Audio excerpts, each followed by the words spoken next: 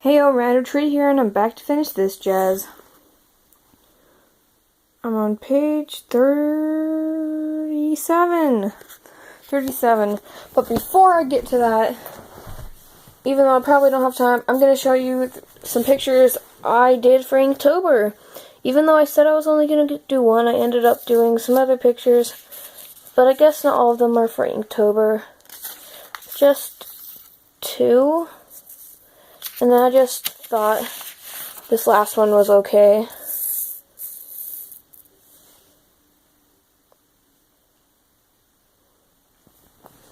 I really like that little tree right there. But what can I say? I just really like trees. Anyways, that's it for that jazz. For the Inktober stuff. By the way, I'm going to tell you the story of this dude real quick. This guy. He accidentally kidnaps people because in his eyes, he's always playing cowboy. He doesn't know that everybody else doesn't know that he's playing cowboy, and he just kind of kidnaps them, lets them go in random places. So I just like bring them to a random place, and then they'll have to find their way home somehow on their own. But like, yeah, it's pretty adorable, I think, maybe. Anyways, to the book, I guess. Just a small consolation, his eyes looked over even greener up close. First thought, I hope I don't have anything crusty dangling from my nose. Second thought, John the Beetle might be the only person I've ever met who's as weird as me. Okay then, I scooted back in the seat just a little bit. What's your know-how over me? John smiled triumphantly. It's the duel. That's when the know-how first started up. When you were staring at the sign-up sheet on Miss Lawson's door, Felicity Pickle, I'm going to help you win the talent show. I gripped the seat in front of me. What is a spectacularly bad idea. It is? John's smile faded. He racked his finger through his blonde hair. Are you sure? I nodded. I appreciate your know-how, but did you hear me today when I tried to introduce myself to Miss Lawson's classroom? I got so nervous I nearly upchucked. Besides that, I have no talent. Everybody has talent. John gave me a searching look. I shook my head. There's not much I'm talented at except climbing trees, and I can drink a milkshake real fast and not get a brain freeze. I lowered my voice to a whisper and said, and I like words. I collect them, like poems, songs, stories, everything, but words never sound right when I try to string them together and say them out loud. They're just for me to keep. John's forehead crinkled. Explain. Since John told me his secret, I figured it was okay to tell him mine. I've always seen words, I said. I see them as clearly as I see you. Sometimes they have wings, and sometimes step shoes, and sometimes zebra stripes. That sounds ridiculous when I said it, so I hushed, but there's something on the page. But John didn't laugh at me. Keep going, he said. Sometimes I see words hovering above people. I told him, most people anyways. The more interesting the person, the more fantastic the words. Words come in all sorts of shapes. Stars, spaceships, pretzel swords. Some words glow and some words dance. Sometimes I think I see words people are thinking about, or the words they want The words that circle around my Aunt Chloe's head are usually words I'm not allowed to say. John laughed at that. Making somebody laugh without them laughing at me felt a little bit amazing. So I kept going. Most of the time I figure I see the words that a person's mind doesn't have enough room to keep. I keep them, though. I collect them. You know how some people collect rocks or hedgehogs or belly button lint? John's forehead crinkled. Who collects hedgehogs? Aunt Cleo. I nodded.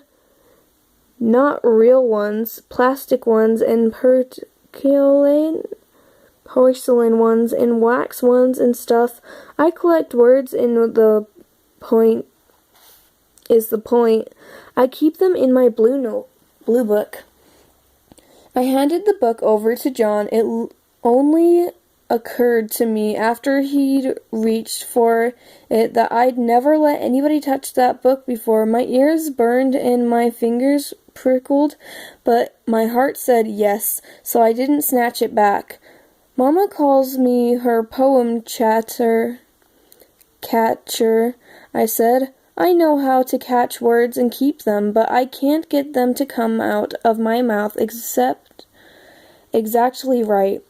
But you will, John smiled. He didn't open my book, but he handed it back to me as gently as if it were a newborn kitten. Obviously, your talent has to do with words. Words aren't irrelevant on their own. What the frick? Is that a C and R? Oh, okay. I added quickly. John tapped his forehead.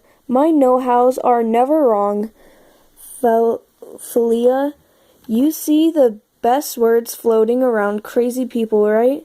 Interesting people, I clarified. Same thing, John chuckled. Midnight Gulch is full of interesting people. I'm friends with pretty much everybody. That didn't surprise me. I'll introduce you to most interesting people I know. You'll collect their words, and then you'll be so excited that you'll be jumping to share them at the duel. Before I could thank him politely and tell him no way would I do the duel, John spoke up again. When Miss Lawson was talking about the brothers Threadbare, you seemed really interested. Wait, you were in that class? He nodded. I have lunch the same time as you, too. Did you hear me yelling your name? Probably not, since it gets so loud in there. Anyways, you seemed interested in the Threadbare boys. Am I right? As soon as John said their name, the same wondrous feeling came rushing up inside me, the kick thump of my heart and the catch of my breath. I tried to rub away the tingly sensation rolling up and down my arms. It seemed as if the air all around me was full of static electricity. I nodded. Do you know much about them? John smiled. I know people who do, and when we start asking questions about the brothers Threadbare, you'll definitely see awesome words. He leaned in close again and whispered, I know how to help you, Felicity. I'd like to be your friend, too. When John Peckett called me his friend, my heart might have grown legs and crawled up into my throat. The word friend looked buggy, too.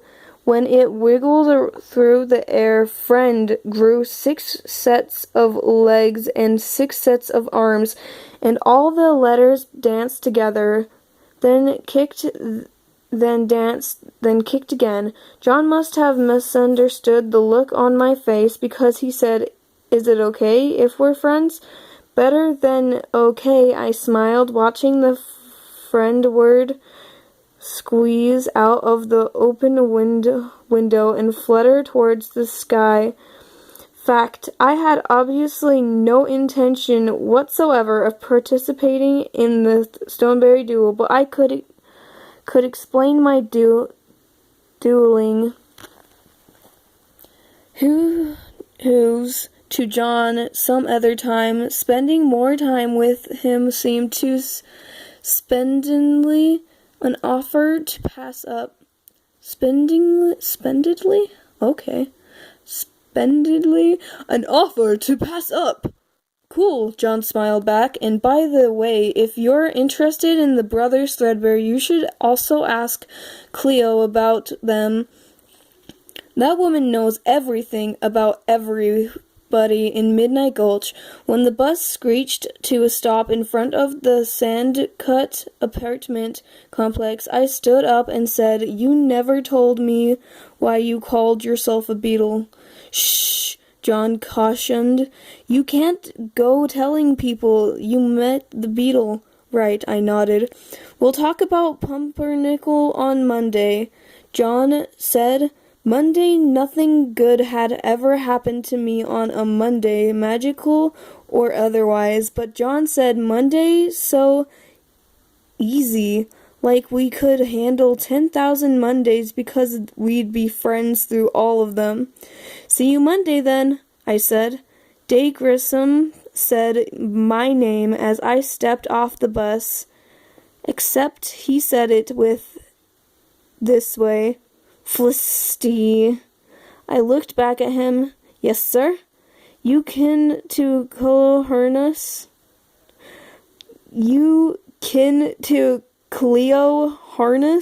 he asked. I nodded. "She's my aunt." Day rubbed his fingers down the length of his scraggly beard. "Will you tell her?" He sighed. He crowed on his lip. He sighed one more time. "Will you tell her that I said hi?" Question mark. That's not something you say. Anyways. Well, you say hi, but like you don't say question mark me. Sure, I answered. Halfway up the hill, I caught up to Franny Jo. She was swinging her hips and bopping her head. "I like this music," Franny hollered. "What music?" I asked, because all I heard was the goodbye summer breeze pushing its way through the woods. "This music," Franny Jo swung her hips side to side, the yellow tutu sparkling all around her. Just as I was about to say something else, I saw a familiar word flickering up ahead. I stopped walking so fast both of us nearly toppled over. Threadbare. This time it was ripple sparkling, hovering across a window on the 3rd floor of the building. Aunt Cleo's apartment. Splendidly, I mumbled. "Do you hear the music?" Franny asked. "Nope," I said. But at the sight of that word, I heard something else, loud and clear. Yes, yes, yes. Man, I wish this wasn't so blurry so you guys could read along with me like I wanted you guys to. For like anybody who can't hear or something. I guess if you can't see, then me saying it would be nice too, but like, it would have been nice. Would have been nice. Anyways, we're on the 6th chapter now. Yay. About 20-something chapters left to go. Welp. That was A Snicker of Magic, Chapter 5, Part 2, by Natalie Lloyd? I guess it's Lloyd now. It's Natalie Lloyd, apparently. Hopefully my camera focuses better at the last few pages, so that I don't have to read the pages and you guys can just look at them. Man, anyways, hope you guys enjoyed the episode, and I hope you guys are enjoying this series. Sorry about posting the 4th chapter before the first part of the 5th chapter. That was an accident. But on the what's it called? on the playlist. It should be in order. Anyways, hope you guys enjoyed this video, and have a lovely day. Bye-bye.